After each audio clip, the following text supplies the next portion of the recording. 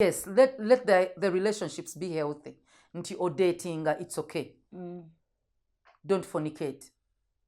Okumanya omuntu nti nze nandiyagadde ebintu bya relationships okutandika n'obyogera n'omwana at 15.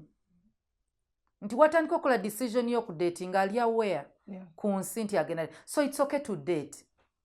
Oli of age, nti amateeka gagamba 18 years and above. So 20 you can start dating. Omanye. Kati bw'omanya naye osobola osalawo n'ogamba ngenda ku datinga, bw'omenya omutima genda, naye sigenda kwebaka naawe. So that singa otuuka ku 25 gy'olina okufumbirwako, teri agenze na bwereere bw'okubanga obwe businga otuluma.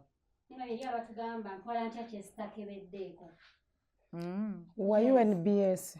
Ani yali atutte engoye mu moolo n'asooka ziteeka mu washing machine ayoze. Then yalyoka agigule ne bamukkiriza. Tewali. Waliwo kye bayita garanti and warranty, atwala ekyo. Garanti weeri, warranti weeri. Eyo n'olabira eyo. Naye kyova olaba ffe abalokole tumuvingira ku faith. Buli kimu wooku zaffe bwe ziri. Nti okkiriza Katonda nga bw'ogamba nti nzikiriza Katonda enkya nja kukeera nga ndi mulamu. Kkiriza Katonda nti n'omusajja ono gw'otutte ye musajja y'oyo kubanga oyise mu mitendera Katonda gy'ayagala. Jakkiriza era. Jakkiriza nti ankwanye, sifoniketi nze mututte mbazadde, singa atuuka eyo ne yeefuula. De wa Mukama omuddiza ekigambo ky'omugaye Mukama nze nakulindirira n'obwesigwa.